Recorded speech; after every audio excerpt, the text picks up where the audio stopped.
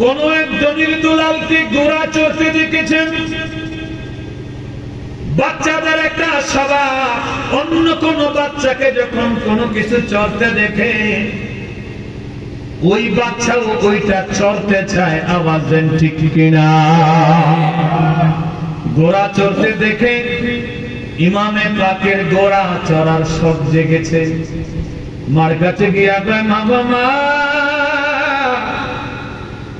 আমি আমার মতো একজনকে রাস্তায় ঘোড়া চড়তে দেখেছি, আমাকে ঘোড়া এনে দাও। আম্মা জান ফাতেমা আলীউল মুর্তজার কাছে পাঠাইয়া দিলেন, বাবাকে গিয়ে বলো। বাবার কাছে গিয়া জানতে চায়, বাবা আমার ঘোড়া কই, আমার ঘোড়া কই? আলীউল মুর্তজা আমার নবীর নিকটে পাঠাইয়া দিলেন, নানাজির কাছে চলে যাও। নবীজি মসজিদে নববীতে অবস্থান করতেছে। ইমামে হুসাইন দৌড়িয়ে নানার কাছে যায়, নানার কাছে গিয়া ঘোড়া চায়। নানা ঘোড়া দাও, ঘোড়া দাও, আমি ঘোড়ার উপরে উঠব। আমার নবী কয়, নানাজি আমার কাছে তো কোনো ঘোড়া নাই। ছোট্ট মানুষ ইমাম হুসাইন কয়, না না, আমি এই কথা বুঝি না, আমি এই কথা বুঝি না। যেখান থেকে পারো তুমি আমাকে ঘোড়া এনে দাও। ঘোড়া চাইতে চাইতে চাইতে চাইতে আমার নবীর সামনে ইমামে পাক কেঁদে দিলেন।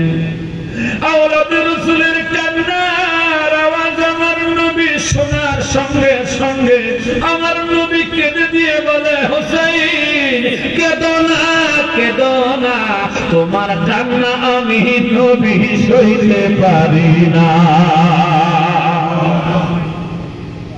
তুমি কান্না বন্ধ করো, আমি ঘোড়া চড়াবার ব্যবস্থা করে নিচ্ছি।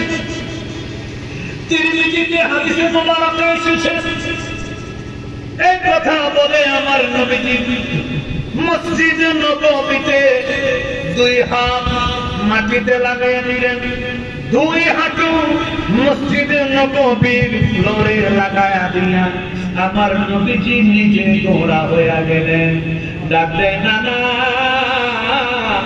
আমি নিজে ঘোড়া হয়ে গেলাম, এবার তুমি আমার পিঠে উঠো। ইমামে পাক নবীর পিঠে উঠলেন। নবীজি মসজিদে নববীতে হামাগুড়ি দেয়। নবীজির পিঠ মোবারকের উপরে আওলাদে পাক ইমামে পাক ইমামে হুসাইন রাদিয়াল্লাহু তাআলা জোরে জোরে বলুন আল্লাহু আকবার। কতক্ষণ পরে ইমাম হুসাইন বলেন, নানাজি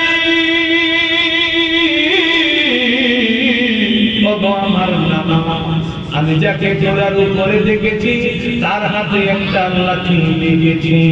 এই লাঠি দিয়ে আঘাত করলে ঘোড়া সামনে যায়।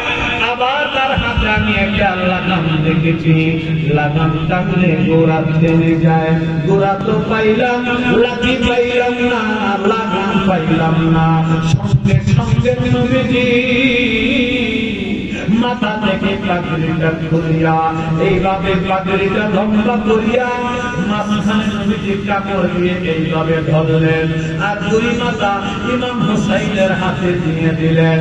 নানাজি এটা হলো তোমার ঘোড়ার লাগাম। পাগড়ির দুই মাথা ধরে যখন টান দিবা আমি নবী থেমে যাব, আর তোমার ডান পা দিয়া যখন আমার পিছনে আঘাত করবা তখন আমি চলতে শুরু করব। একটু তো করতেন পিছনে আসবা বাবাজি। এই